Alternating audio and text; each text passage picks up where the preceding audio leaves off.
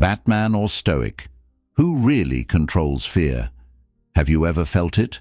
That cold electric spider that starts in your gut and scurries up your spine. That feeling that locks your muscles, that steals the air from your lungs, that screams in your mind, "Don't do it. It's not safe. Stay here." Yeah, you know what I'm talking about. It's fear. It's the oldest, most powerful emotion we have. It's the ghost in the machine, the handbrake on our ambition, the reason we stay in jobs we hate, relationships that drain us, and lives that are a fraction of what they could be. We're all fighting a war with fear, every single day. But what if I told you that the war itself is the problem? What if the goal isn't to defeat fear, but to control it, to master it, to turn this primal enemy into your most powerful ally? Today, we're putting two titans in the ring, two masters of the human condition from opposite ends of history. In one corner, the Dark Knight, the physical embodiment of terror itself, the man who weaponized his own deepest phobia, Batman. And in the other corner, the ancient sage, the master of the inner citadel, the philosopher who taught emperors how to face death with a calm smile, the Stoic. This isn't just a comic book debate. This is a deep dive into your own psychology. Batman or Stoic? Who really controls fear? And more importantly, whose method can you steal to conquer your own demons? Let's start in the darkness. Let's go to Gotham. Picture a boy, 8 years old. He's just seen the greatest movie of his life. He walks out of the theater into a damp, grimy alley, his hand held tight in his mother's. The city air is thick with the smell of rain and exhaust. His father is telling a joke, and in that moment, the world is perfect. It is warm and safe and full of love. And then, in a heartbeat, it shatters. A figure emerges from the shadows. A gun, a demand, a struggle, and then two loud bangs that echo off the brick walls, two deafening pops that silence the city. He feels his mother's hand go limp.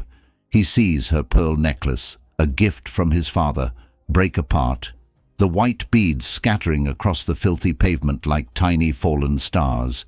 He sees his father fall. In that alley, Bruce Wayne died.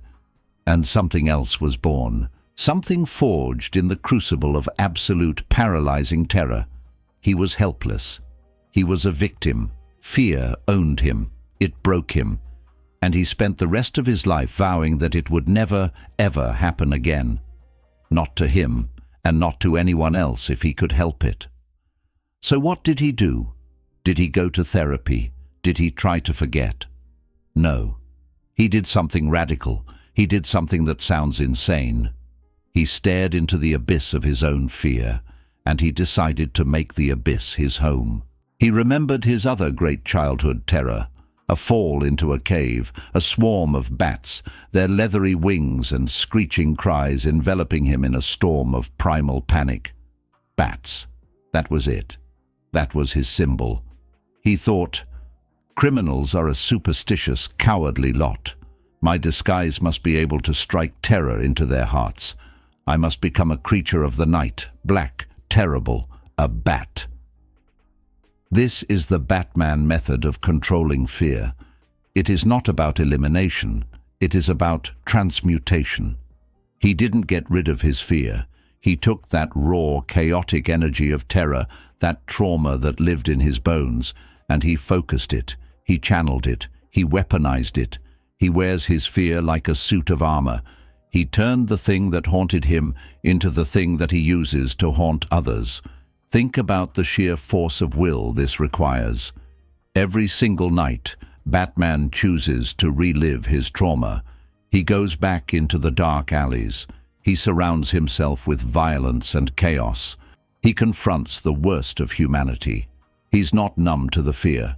He feels it every time a bullet whizzes past his head, every time a thug gets a lucky shot in. He feels the terror of failing, of letting someone else die, of an entire city falling into madness. The difference is, he has a purpose that is stronger than his fear. His mission, his vow to his parents, is the engine that drives him through the wall of terror. He controls fear by out-muscling it with a bigger, more powerful emotion. His righteous rage, his unyielding commitment to his cause. He controls it through relentless, brutal discipline, through thousands of hours of training, through pushing his body and mind to their absolute breaking points. He built a vessel capable of containing and directing that storm of fear. So, on the surface, Batman is the ultimate master of fear. He lives in it, he breathes it, he is it. He controls the fear in others, and he controls his own fearful reactions through sheer, unbreakable will.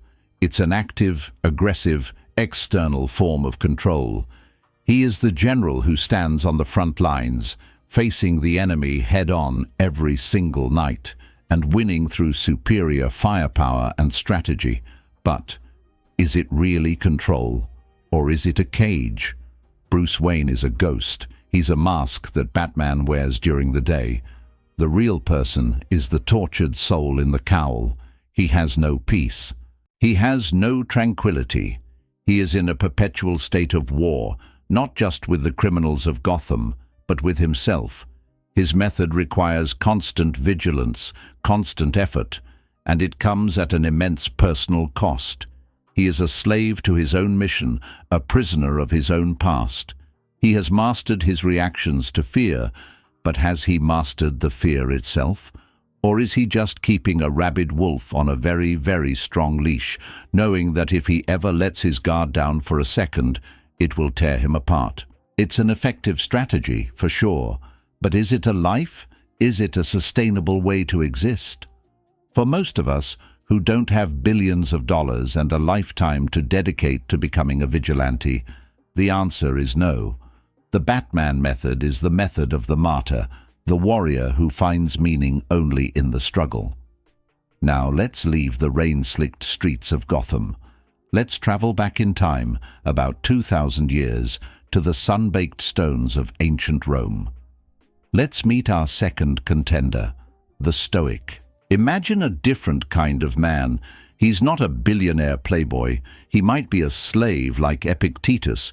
He might be a wealthy playwright and political advisor like Seneca. He might even be the most powerful man in the world, the Roman Emperor Marcus Aurelius.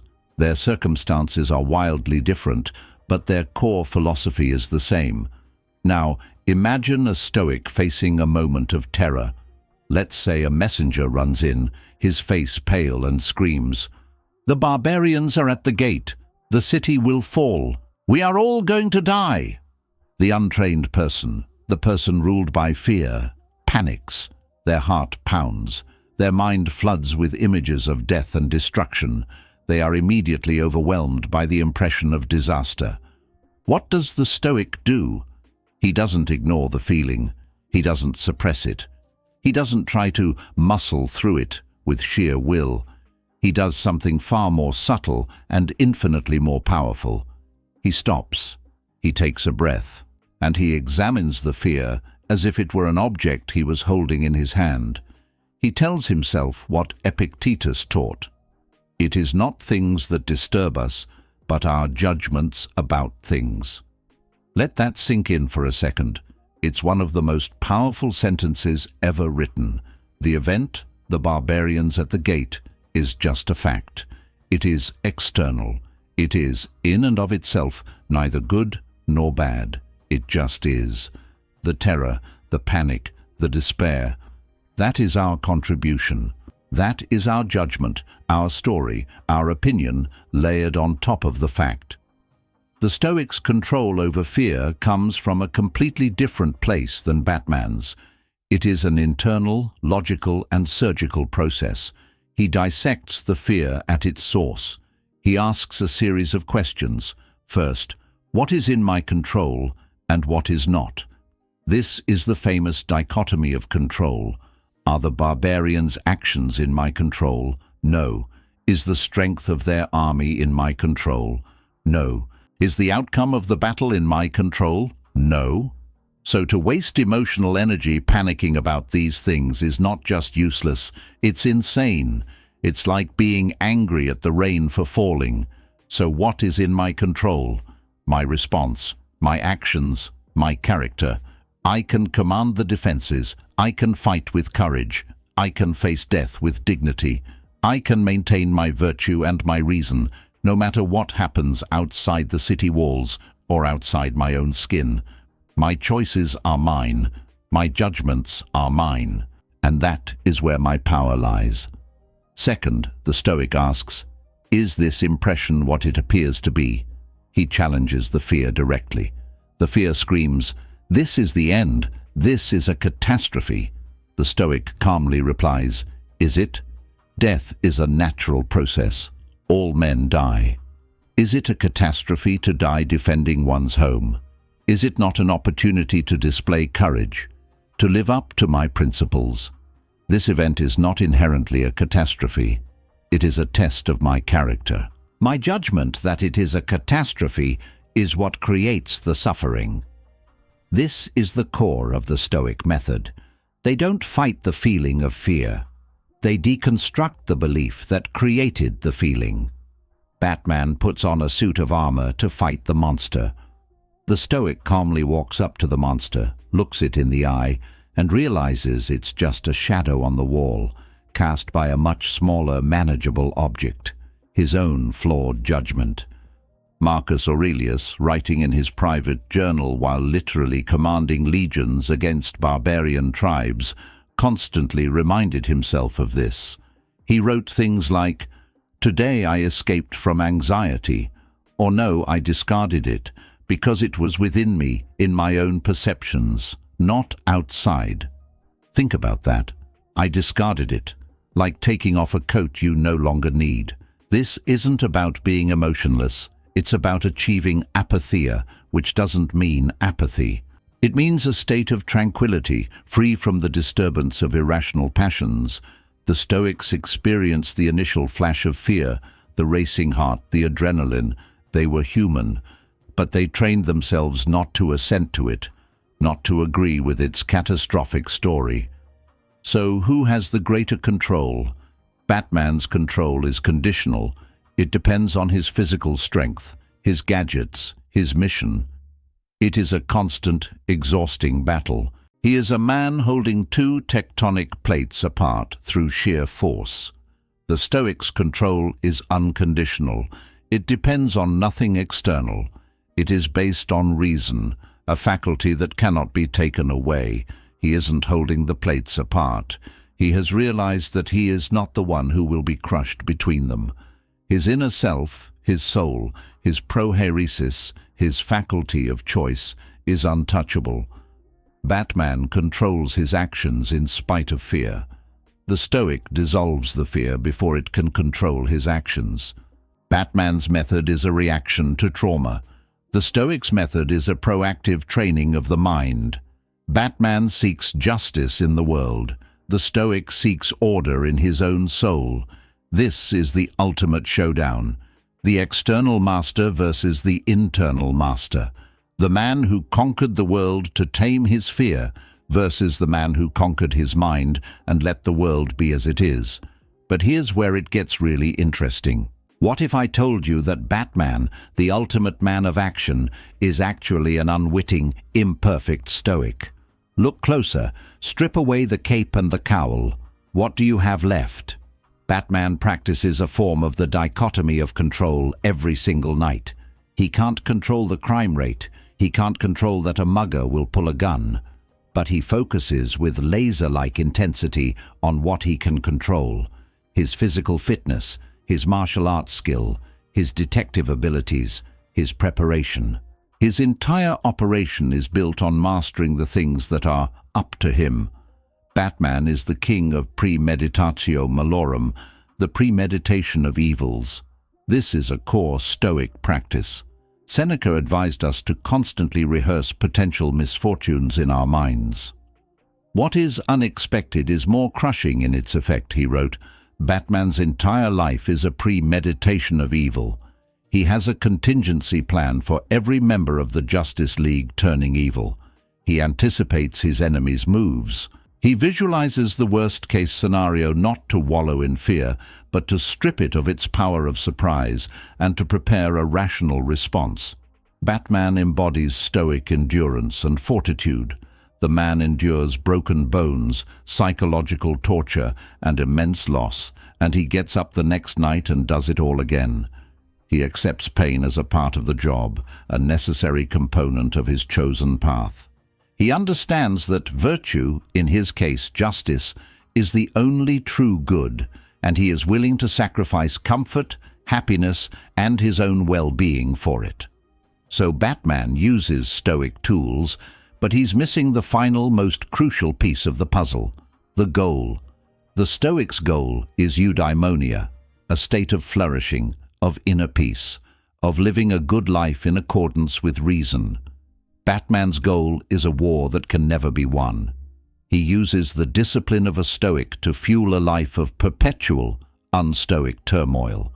He's a Stoic in the arena, but he refuses to ever go home. He has the shield and the sword, but he has forgotten what peace feels like. He controls fear in the moment, but he has not achieved a life free from its rule. The Stoic, on the other hand, might lose the battle, might even die at the hands of the barbarians, but he never loses his inner peace. He dies with his soul intact. So who wins?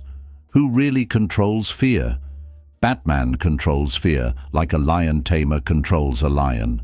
It is a spectacular, dangerous, and awe-inspiring performance that requires constant vigilance. One slip, and it's all over. The Stoic controls fear like a linguist controls a language. He understands its grammar, its structure, its origins. He knows it so intimately that he can deconstruct it, reform it, and ultimately choose not to speak it. He tames the lion by understanding that it is not a lion at all, but a product of his own mind.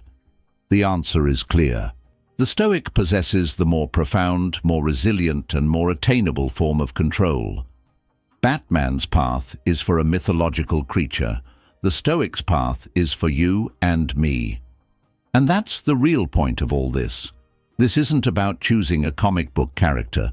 It's about choosing a strategy for your own life. You have a choice. You can live like Batman in a constant, exhausting struggle against the things you fear, relying on willpower alone. Or you can learn to live like a Stoic and systematically dismantle fear from the inside out. So how do we do it? How do we apply all of this?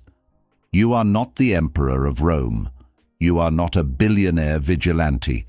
You are someone who is afraid to ask for a raise, or to start that business, or to have that difficult conversation, or to just get out of bed on a bad day.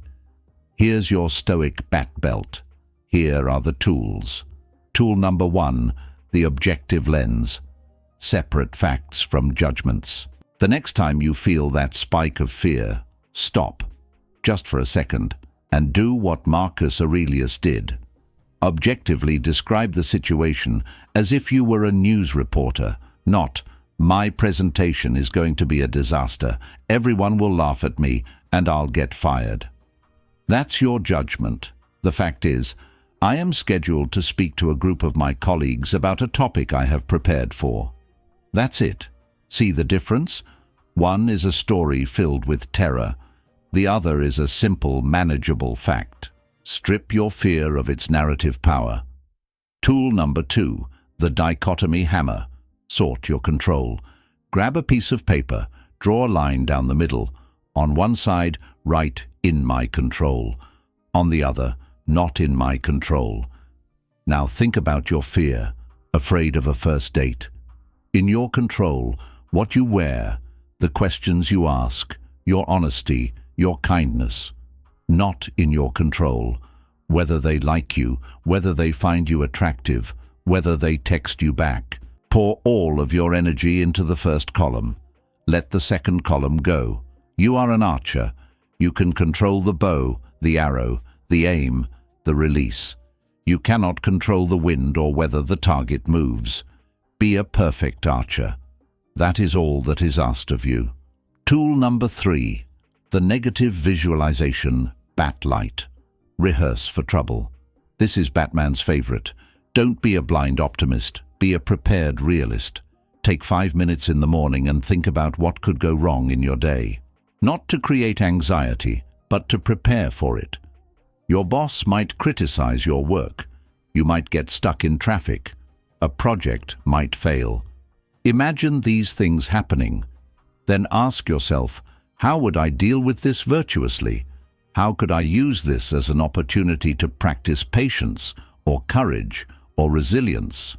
By visiting these scenarios in your mind, you rob them of their shock value.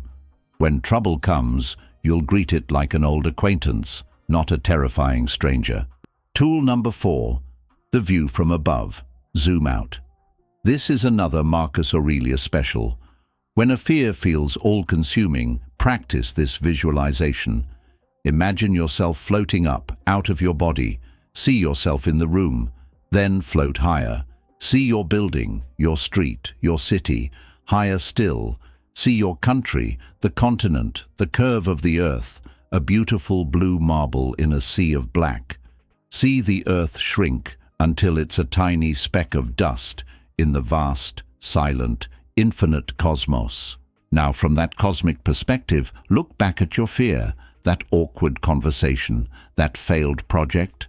How big is it now? This exercise doesn't invalidate your problems, but it puts them in their proper, manageable perspective. Tool number 5, the Amor Fati emblem. Love your fate. This is the final, most powerful tool.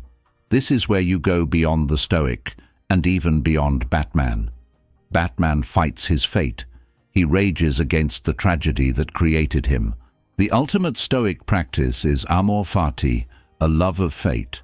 Not just accepting what happens, not just enduring it, but loving it. Believing that whatever happens, good or bad, is a necessary and perfect part of your journey. That obstacle is not in your way, it is the way. That fear is not an enemy to be defeated. It is a teacher, a whetstone to sharpen your character. Can you learn to say to whatever life throws at you, "Thank you. This is exactly what I needed to become stronger, wiser, and more virtuous"? Can you learn to love the monster in the cave because it is the very thing that will force you to become a hero? That is the ultimate control. Not just to disarm fear, but to embrace it as a partner in your own growth. So, Batman or Stoic, the tortured warrior or the tranquil sage, the choice isn't just about who controls fear better, it's about what kind of life you want to live. One of constant, exhausting battle, or one of profound, unshakable, internal peace. You have the tools. You have the choice. The cave is waiting. That's all. Thanks for watching, and see you next time.